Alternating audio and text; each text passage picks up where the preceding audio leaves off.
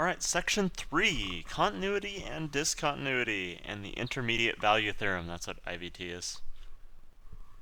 So the first thing this deals with is continuity and discontinuity, just testing whether functions are continuous, finding where their discontinuities are, identifying which kind of discontinuity is there, and we'll talk about what the different kinds of discontinuities are in just a moment. There's more stuff on continuity on 17 Calculus, so if you want more examples beyond what I do in this video, I recommend going to that site and looking at their example problems. There's also more information on the intermediate value theorem on Wikipedia. The intermediate value theorem has a lot of words and seems very complex and is mind-numbingly simple. And we'll talk about that in just a moment also. So let's, before we do this problem here, just kind of jump down and talk about what continuities and discontinuities are and stuff like that. Alright, so a continuous function is a function that for the given interval has an x value for every spot and has only one y value for every x value. That's kind of the big idea. Ways we can ruin this. So let's start with, I'll just go in order of up here.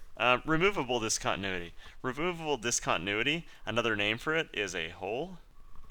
So if we just have a hole at, say, x equals 3, that's a removable discontinuity. We also call them holes in the same context. So you just need to know that those are interchangeable terms. Alright, our next kind of discontinuity is a jump discontinuity. Those are also sometimes called step discontinuities.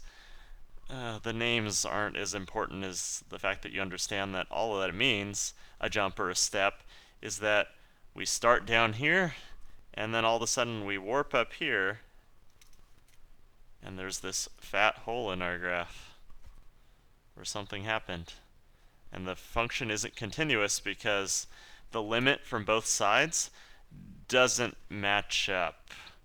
So that's bad. Continuous means that you don't pick up your pencil. I had to pick up my pencil to do this. So another important part of continuity is the fact that the limit at every point on the interval that's continuous needs to match from both sides. So the limit needs to exist.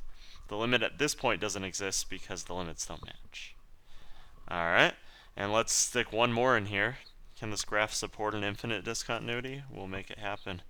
So out here, this graph's just going to go crazy and just go boom up to infinity. There's going to be an asymptote here, and then we're just going to come from down here and boom. That's an infinite discontinuity there. There is no value at this point because both sides are asymptoting towards it. And yeah, it's going up to infinity. So those are different ways we can ruin our function. Yeah.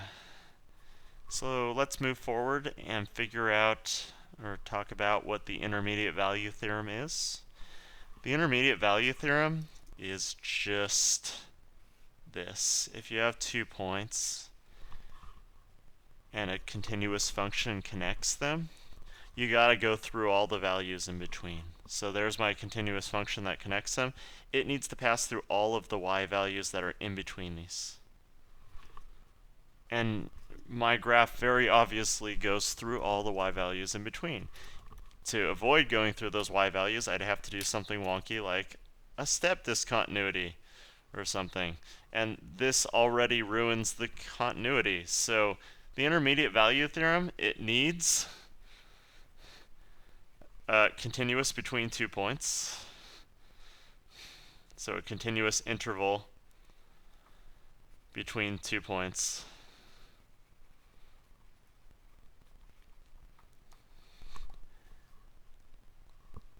And this is the intermediate value theorem. And what it gives you is that you have to have touched all of those y values in between. If this seems like common sense, like there's no way to connect these without lifting your pencil, without going through all those y values, we might go through extra y values, but we definitely have to go through the ones in between. It's because it is that easy.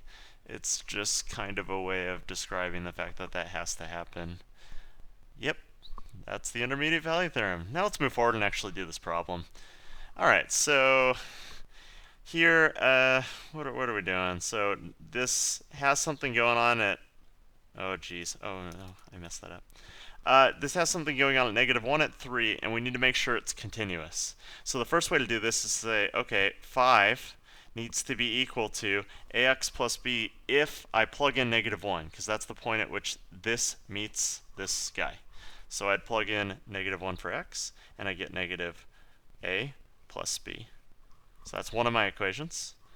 Now, these meet at 3, these two guys.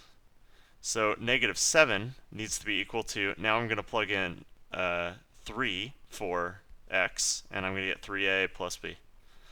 So it's two equations, two unknowns. I hope you remember how to solve these. The b's kind of line up here, so I'm just going to subtract these straight up. So 5 minus a -7 is 12. Negative a minus 3a is -4a, and these go away.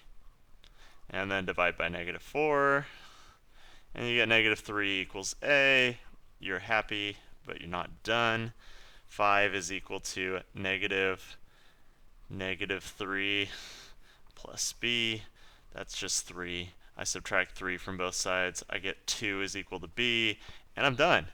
Those are the values, and I did it, and it's continuous everywhere. There are a lot of values you could plug in to make it not continuous everywhere, like any other value. But yeah, this is the point of the problem. So again, if you want more support in this section, because not all values or quiz sections are going to look exactly like this problem. In fact, a lot of them won't, but they're going to be testing this stuff. You can always look on this site, or look over your homework, or look over something that we've done in class. All right, that's it for continuity.